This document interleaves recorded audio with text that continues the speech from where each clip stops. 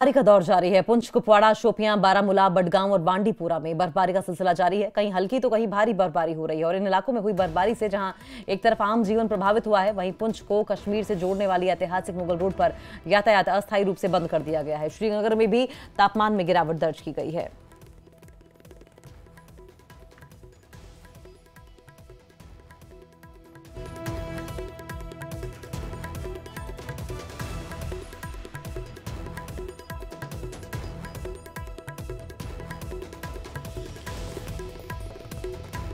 मुनीर हमारे सहयोगी लाइव इसी खबर पर जुड़ गए हैं। मुनीर, जम्मू कश्मीर में बर्फ की मोटी चादर दिखनी शुरू हो गई है।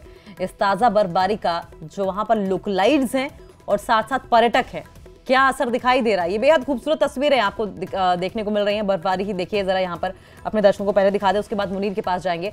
बर्फबारी की सी तस्वीरें, ऐसा मालूम हो रहा है कि जैसे ये जो पेड़ हैं वो हरे ना होकर बल्कि सफेद हो गए हों। बेहद ही खूबसूरत नजारा ही देखने को मिल रहा है मुनीर हमें। आप अपने आसपास की अगर तस्वीरें हमें दिखा पाए तो ये खूबसूरती हम आपके कैमरे से भी देखना चाहेंगे।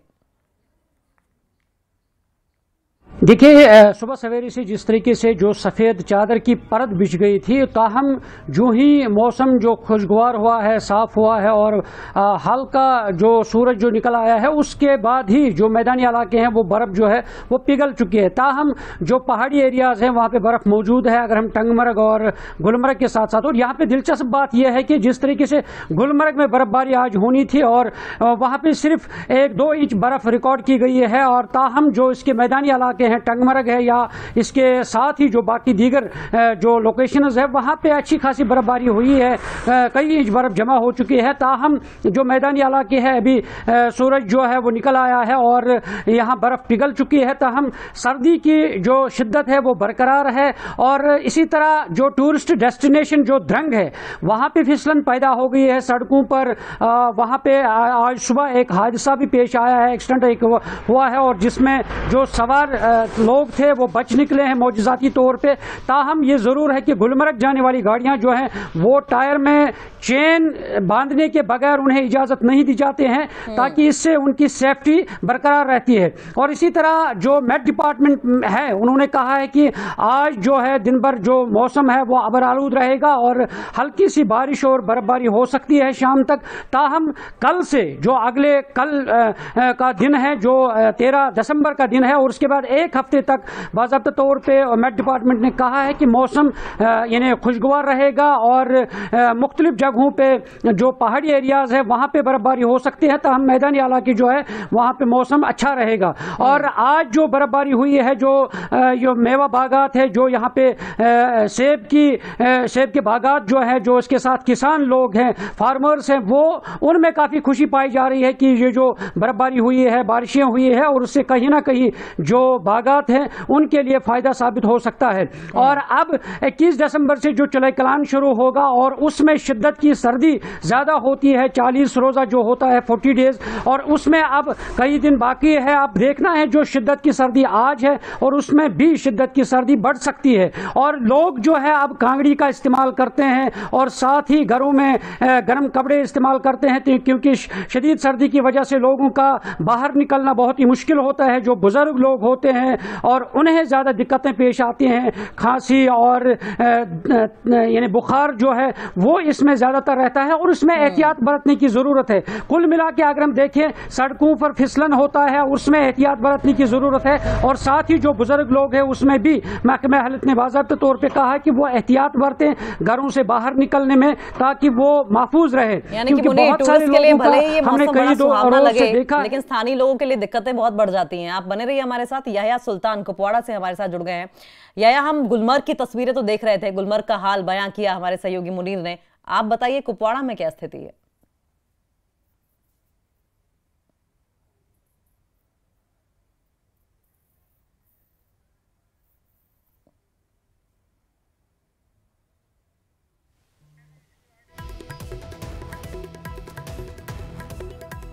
याया सुल्तान हमारे सहयोगी हमारे साथ जुड़े हुए थे, हालांकि उनकी आवाज हम तक नहीं पहुंच पा रही है। दोबारा कोशिश करेंगे कि हम रुक करें।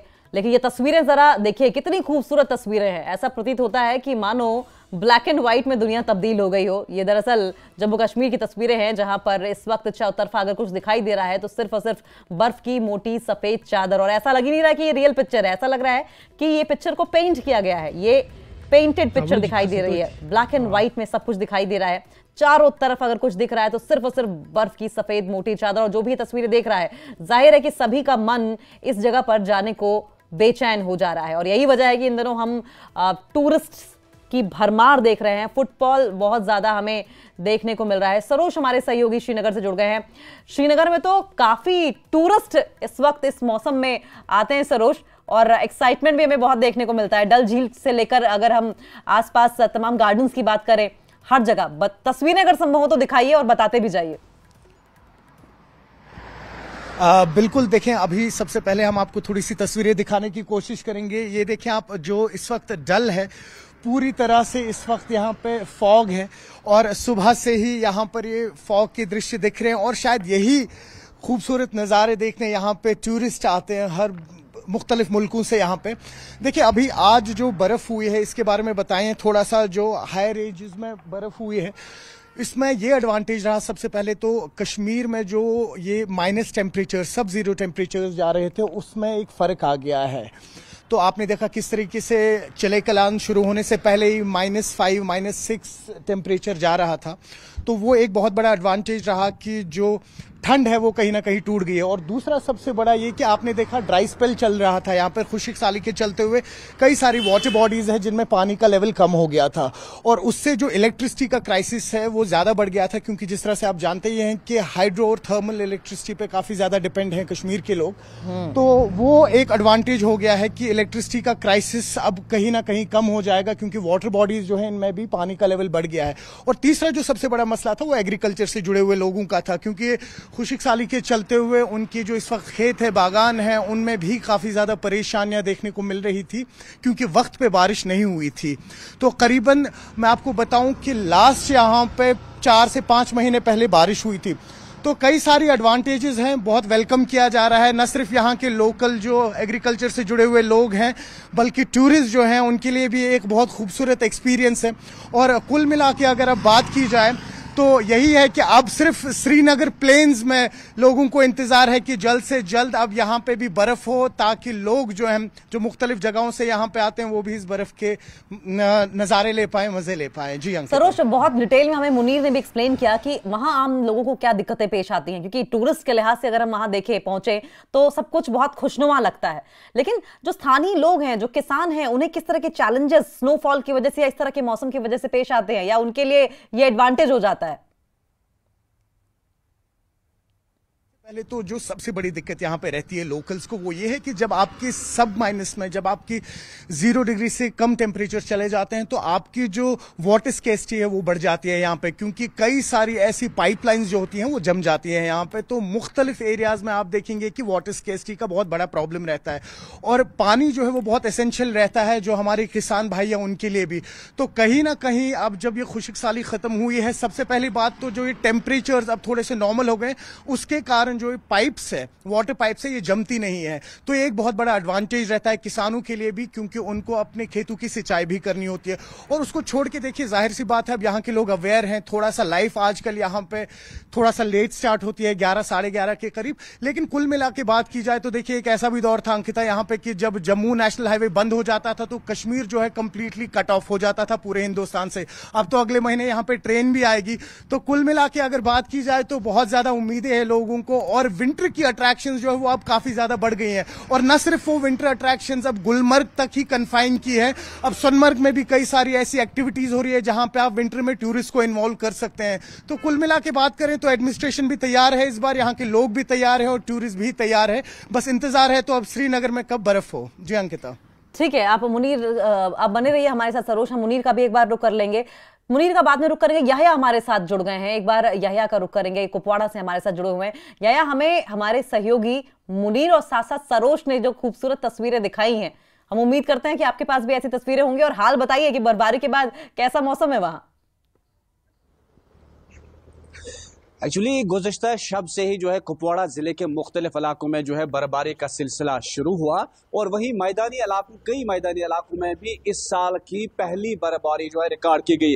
यानी कि बर्फबारी कश्मीर में एक नेक सौगात मानी जाती है, क्योंकि यहाँ के किसान और मालिकान बागात जो है वो राहत की सांस लेते हैं, क्योंकि साल भर वो इसी बर्फबारी की वजह से उनकी मेहनत जो है वो रंग लाती है। लेकिन दूसरी तरफ अगर दूसरा पहलू हम देखेंगे कि कश्मीर के लिए बर्फबारी जो है वो मुश्किलात के अंबार भी साथ लेते हैं, क्योंकि कड़ाके की ठंड होती है और कई इलाके ऐसे हो जाते हैं जो कट ऑफ हो जाते हैं कई ही महीनों तक। उसकी वजह से आम लोगों को मुश्किलात पैदा हो जाती हैं। अगर हम बॉर्डर एरियाज की बात करें तो कुपवाड़ा जिले के कई बॉर्डर एरिया ऐसे हैं जिसमें केरन, करना, मत्सिल, जुमगंड, बुढ़नंबल, नौगाम और वादी बंगस तक जाने वाले रास्ते जो हैं वो कई दिनों तक बंद हो जाते हैं। और आज ये एडवाइजरी या जो इंतजामिया ने पेश की है कि जो बॉर्डर एरियाज हैं वहां का सड़क राबता फिलहाल ट्रांसपोर्ट के लिए बंद कर दिया गया और यानी कि जिला सदर मुकाम से इन सरहदी इलाकों के लोगों का राबता जो है वो फिलहाल मुनक़ता हो चुका है, तो उससे मुश्किलात के अंबार खड़े हो जाते हैं। लेकिन यहाँ कुपवाड़ा जिले के एक वादी बंग जो खूबसूरत वादी है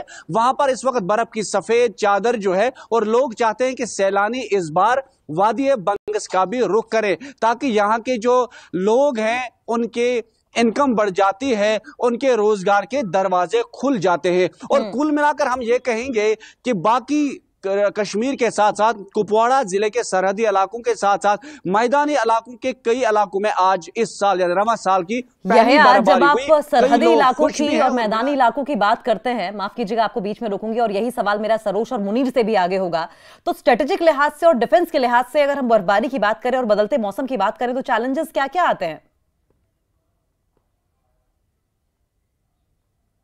कि चैलेंजेस यहाँ पर खासतौर पर बर्फबारी की वजह से यही रहते हैं कि जो मैंने पहले भी कहा कि एक तो रास्ते जो है कट ऑफ हो जाते हैं, दूसरा जो है कि सर्दी की शदीद लहर पैदा हो जाती है, लोगों को यहाँ पर ऐसी चीजें रखनी पड़ती है, गर्म मलबूसात खरीदने पड़ते हैं और यहाँ पर लोगों को बुखारियों का इंतजाम करना पड़ता है और दूसरी तरफ लकड़ी जमा करनी पड़ती है। यानी कि कुल मिला और सबसे बड़ी और अहम बात जो मैं आप तक ये पहुंचाना चाहता हूं कि कई ऐसी प्रेग्नेंट लेडीज जो है जिन्हें रास्ते में मौत हो जाती है, जो बर्फबारी की वजह से नजदीकी अस्पताल तक नहीं पहुंच पाती है, तो उसके लिए भी आज इंतजामिया ने एक एडवाइजरी जारी की है कि जो भी बॉर्डर एरियाज में कई ऐसी खवातीन हैं जो प्रेग्नेंट है, जिन्हें टाइम या जनवरी या फरवरी का होता है 2 महीने से कबल, उन्हें पहले ही नजदीकी अस्पतालों तक पहुंचना चाहिए। लेकिन चैलेंज उसमें यह है कि वो कहां बैठ सकते हैं, किस घर तक पहुंच सकते हैं, नजदीकी अस्पताल में उनके रिश्तेदार नहीं होते और काफी चैलेंज जो है यहाँ के लोगों को, यहाँ के सरहदी इलाकों